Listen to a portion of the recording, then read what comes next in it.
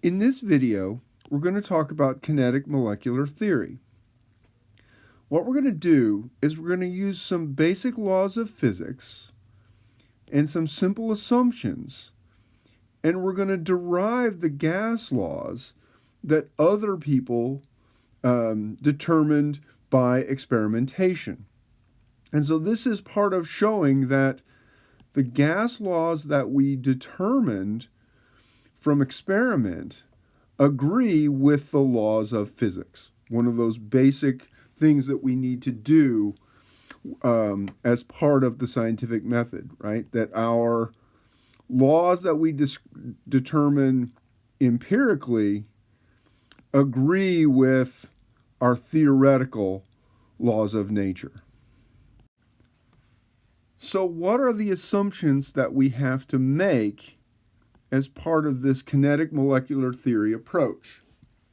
Okay, so one, we're talking about individual gas molecules.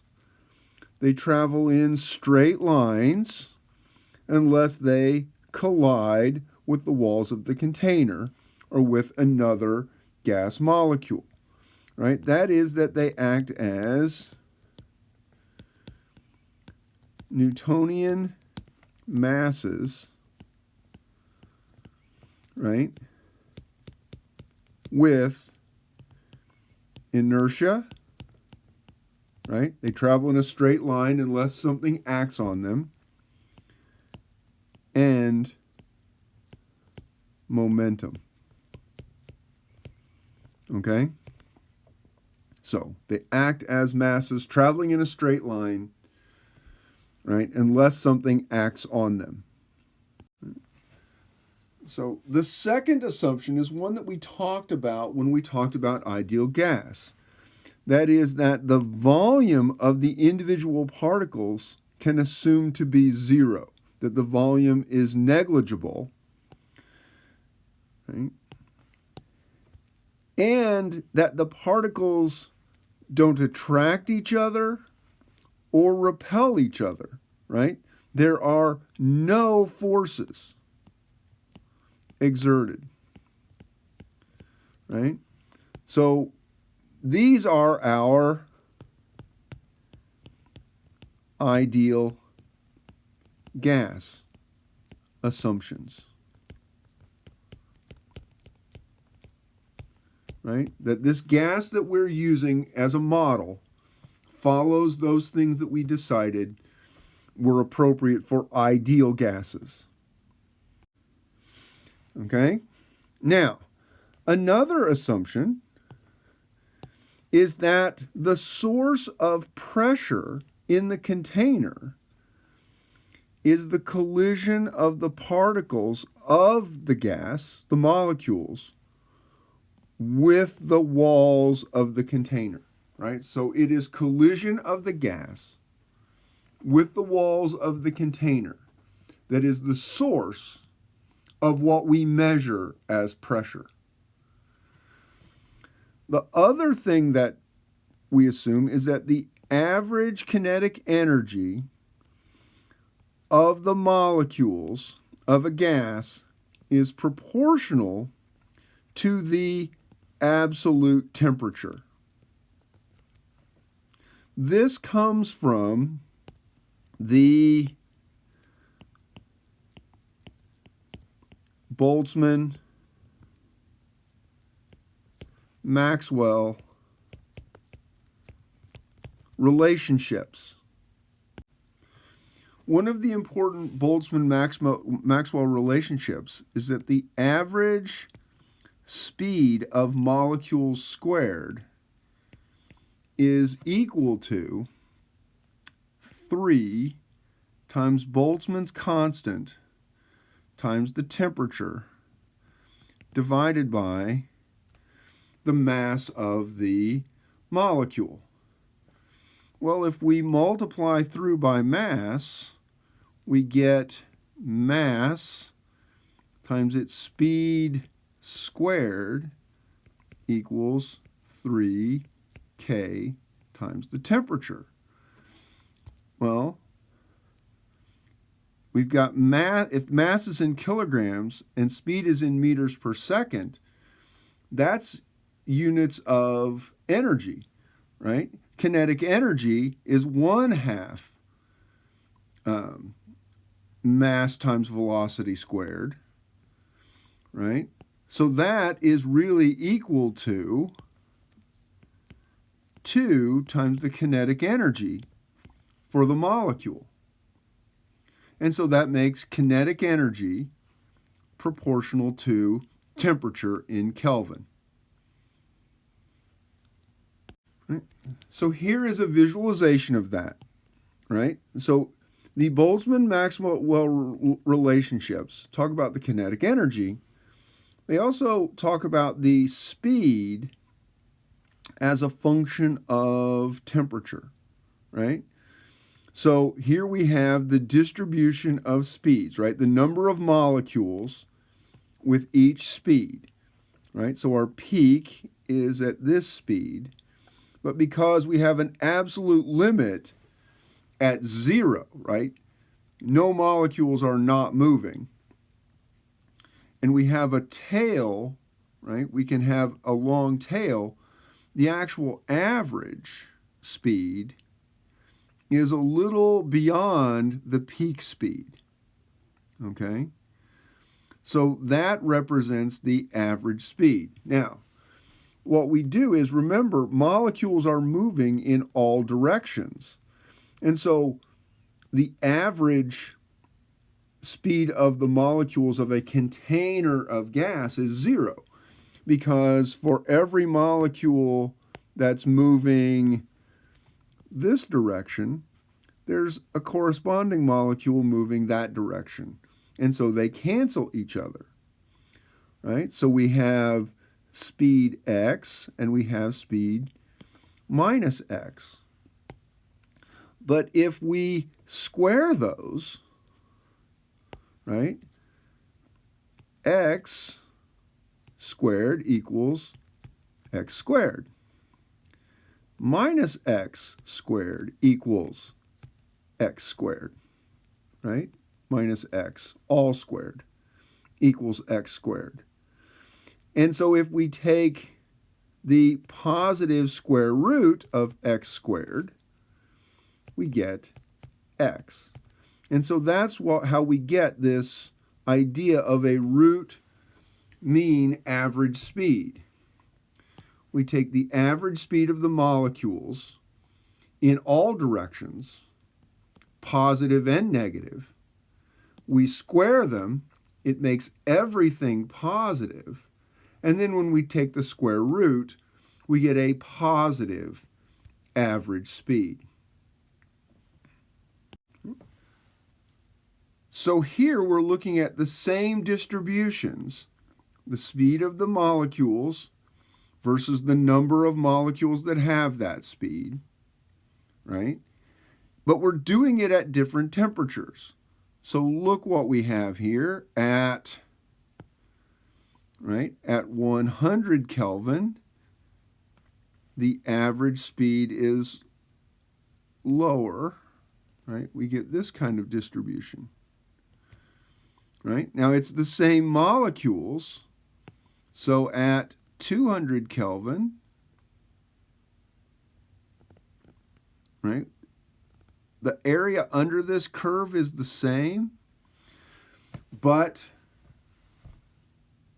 the curve is both wider and the peak has moved to the right and the root mean speed has moved to the right, right? So as the temperature goes up, we get a wider distribution of speeds, right?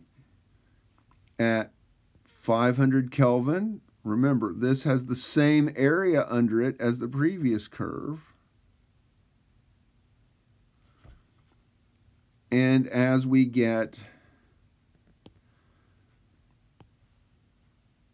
1,000 Kelvin, it spreads out even more. Right? And it would come down and it would approach the limit out there someplace. Okay? So we can see right, from that equation we put up before, that the average speed squared equals 3 times Boltzmann's constant times the temperature divided by the mass of each molecule.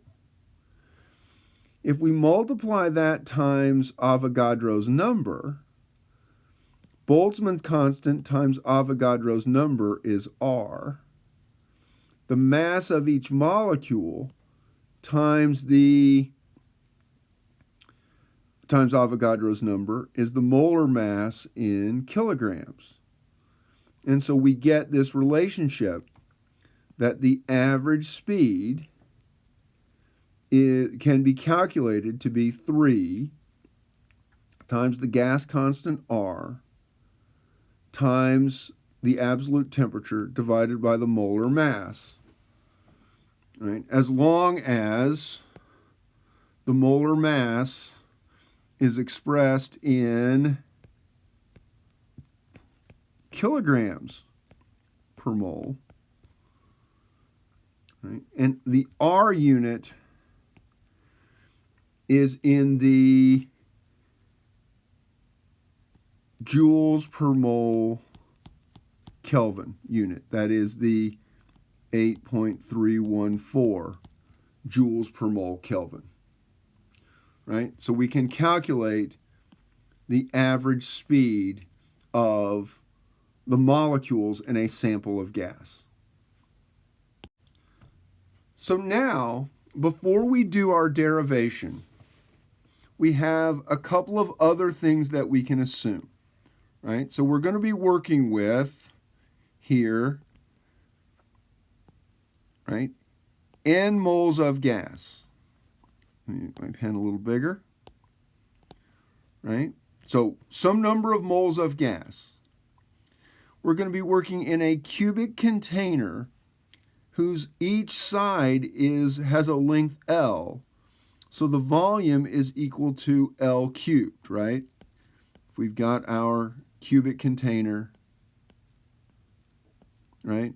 This side is L, this side is L, and the depth is L, right? So length times width times height gives us L cubed, right?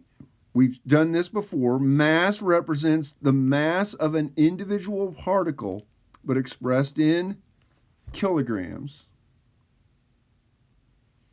right? Oh, and our lengths are expressed in meters. And collisions are elastic. This is related to assumption number 3, that there is no attraction between particles. And so what that means is that the kinetic energy of the particles pre-collision is equal to the kinetic energy of the particles post-collision, or the mass times velocity, which is the momentum, right? The momentum pre equals the momentum post-collision. Okay, this was a little difficult to represent, but I tried, right, as a way of explaining how we get the average speed. So say we have a particle moving in the box, and it's not moving, right? So here is our box of length L on each side. So this is L, and the depth is L. And we have a particle not moving in either the X, the Y, or the Z direction, right? It's moving at angles to all three, right? So if we can create a vector for its velocity, u, we can divide that into vectors, right? So here it's going from the front right corner of this rectangular box to the back or upper left corner of the the back upper left corner of the rectangular box. And so we can divide that velocity into 3. There's a velocity in the x direction. It's going from here to here in the x direction. There's a velocity in the y direction. It's going from here up to the top of the box. So that would be here to here x, here up to here y. And it's also going front of the box to the back of the box in the z direction. And so those would all add up to, right, moving here, that's the x, moving here, that's the y, moving here, that's the z, right? And so we can divide our motion diagonally across the box into 3 separate movements that go along the sides of the box. And so then we can express the original velocity, right? Because it is a hypotenuse crossing from lower right front to upper left rear, right? Lower right front to upper left rear. If we, it is a hypotenuse, so that hypotenuse of that box is equal to the movement in the x direction squared plus the movement in the y direction squared plus the movement in the z direction squared. And so we can express the overall velocity vector in terms of the 3 vectors, component vectors, one in the x direction, one in the y direction, one in the z direction. Now, let's just consider one component of that, right? So if we take our box and only consider motion in the x direction. So we're talking about, right, we're looking at this square on this side and this square on this side,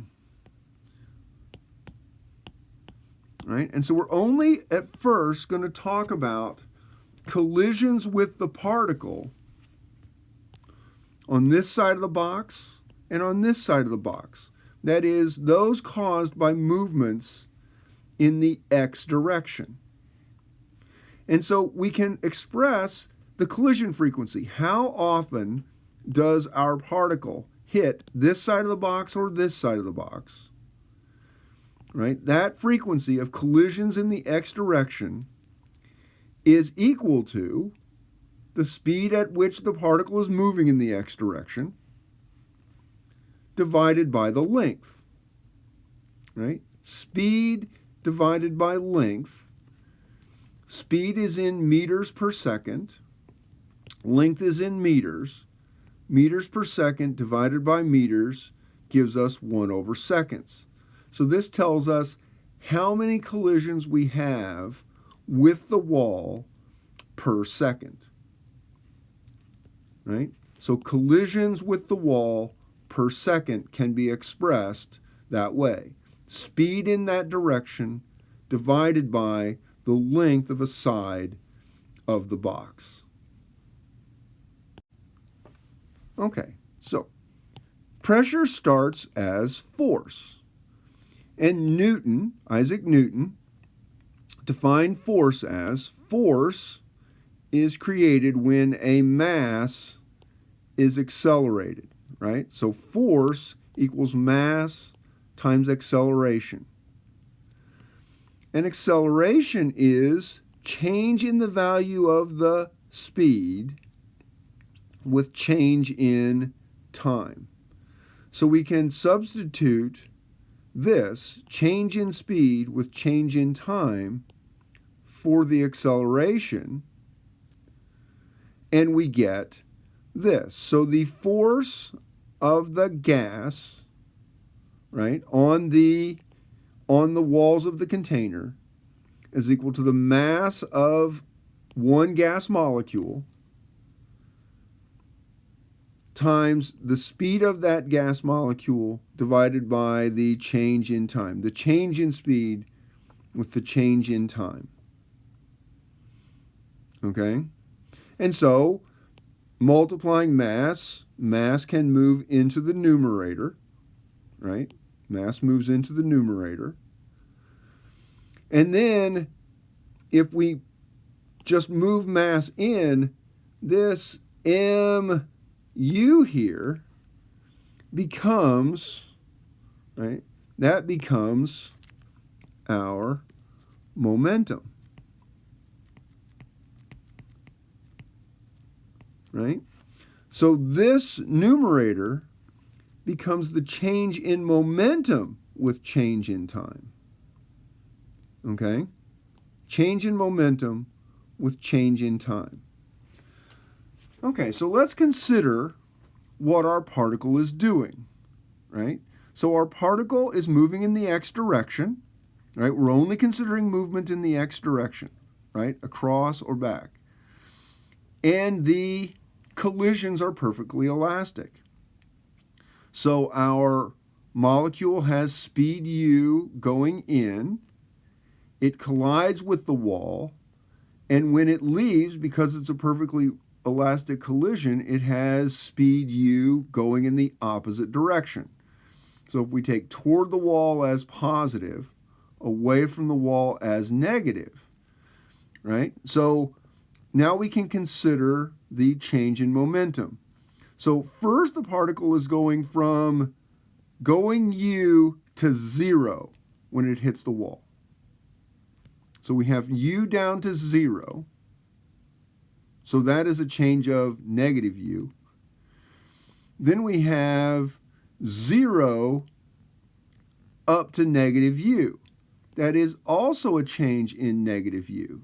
So the change in speed is 2, right?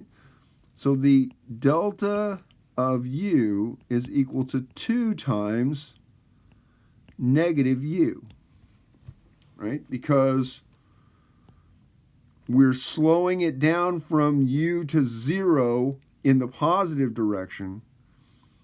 Then when it goes back the other way, it's going in the negative, from 0 to negative u is another negative u change, right? So we've got mass times u, negative u going in, and we've got mass times negative u going out. There's our 2 times the mass times the negative u. So the change in momentum is negative 2 times the mass times the average speed, in this case specifically, right, in the x direction, right? We're only talking about movement at the moment in the x direction. But we could do the same kind of analysis in both the y and the z direction, right? So this could be done for all 3 vectors that we determined for the single speed vector. Okay, so we start off summarizing where we were on the previous slide, right? So our force of the gas is the change in momentum with change in time. We figured out that our change in momentum is negative 2 times the mass times the average speed. And so we can take that and substitute it there, which gives us this equation, right? So if the force on the gas molecule is negative 2 times the mass of the gas times the change in speed over the change in time, Well, then the force on the wall, right? Newton's third law of physics says for every action, there's an equal and opposite reaction. For every force, there is an equal and opposite force. If the wall exerts a negative force on the gas molecule, then the gas molecule exerts an equal and opposite force on the wall. So the force on the wall becomes positive 2 times the mass of the gas molecule times its speed in the x direction divided by the elapsed time, right? So now let's go back over here. Remember that the speed divided by the length was the collision frequency, and that it had units of 1 over time. Well, note we have a time unit in the denominator here, right? So if we can substitute the collision frequency for that 1 over time unit, we get this, right? So we're replacing our 1 over time unit here with the 1 over time unit we get from our collision frequency. And so we get then the collision frequency multiplied by this. Well, u times u is u squared. So now we get that the force that the wall is feeling is 2 times the mass times the velocity squared divided by the length of one side of the box, in this case, the x side of the box. Okay? Well, we've only been considering force in the x direction. We said we could also consider force in the y direction and force in the z direction. So if we take this expression with the velocity vectors in the x direction, this same expression with the velocity vector in the y direction, and then this same equation with the velocity vector in the z direction, and pull out what's common, 2m over L, we get that the force total in all directions is 2 times the mass of the particle divided by the length of one side of our cube times the velocity squared in the x direction, the velocity squared in the y direction, and the velocity squared in the z direction, which we earlier defined as the average velocity, or the velocity squared. And so we've got a simpler expression of that relationship. Okay? So we're back to looking at the full vector as it goes diagonally across that box from corner to corner.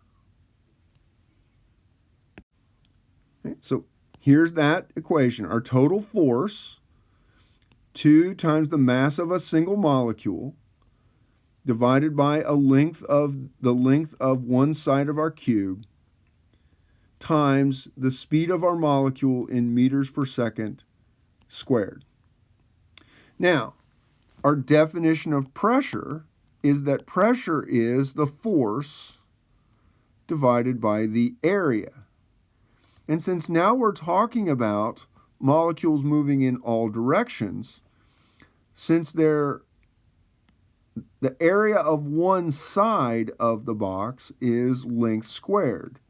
And since a box has 6 sides and the gas molecules are going to hit all the sides, the area is equal to 6 times the length of one side squared. So the total area of the inside surface of the box is 6 times the length of one side squared, right? That's the area of one side. There are 6 sides in our cube. So now if we substitute that for the area, we get that our pressure is the force divided by 6 times the area of one side. Right? And if we take, right, force total we defined as this, so if we substitute this in for the force, we get this expression, which, right, 1 over length, we can move that down. So this length times this length squared gives us length cubed. And 2 over 6 is 1 over 3. So we get that the mass times the speed squared divided by 3 times the length cubed is our pressure. But length cubed is a volume, right? That's how we define our volume.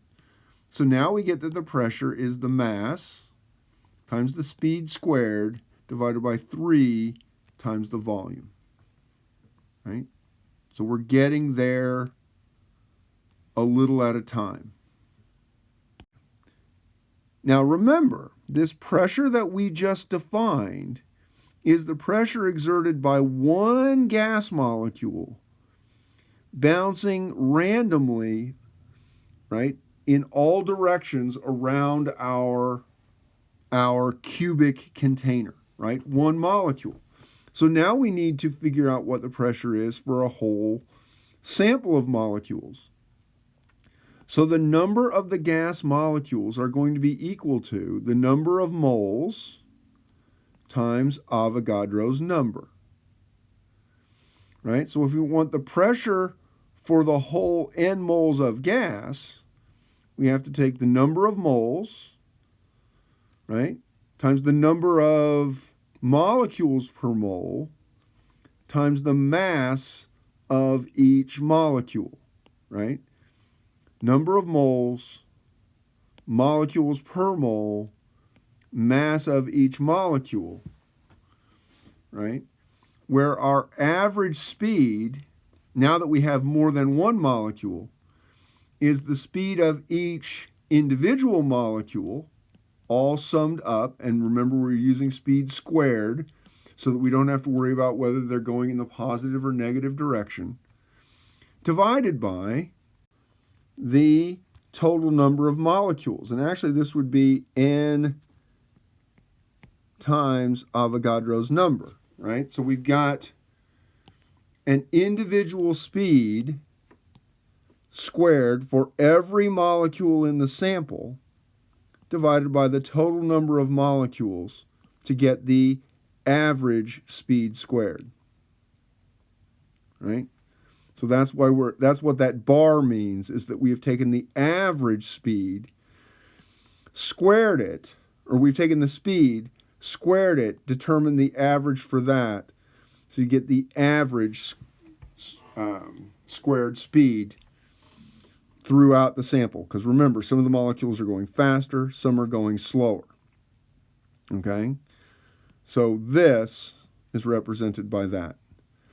And so now we end up with this expression. If we bring our, right, if we divide both sides by the number of moles and we multiply both sides by the volume, we get PV over N equals this combination.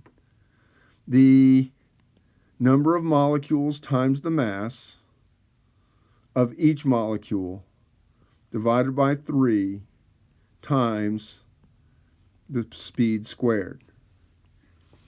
But if we go back to what we said about the Boltzmann relationship, the speed squared equals 3 times Boltzmann's constant times the absolute temperature divided by the mass. So if we substitute that for the speed squared, we get this. But, right, 3 divided by 3 is 1. mass divided by mass is 1. Avogadro's number times K gives us the gas constant R. So all of this reduces to R times T. So we get PV over N equals RT. If we multiply both sides by N, right? If we multiply both sides by N here, and N here, N and N cancel, we get the ideal gas law, PV equals nRT, which is exactly what we determined experimentally by combining the individual gas laws. So it shows that what we figured out empirically, we can determine theoretically with a few basic assumptions.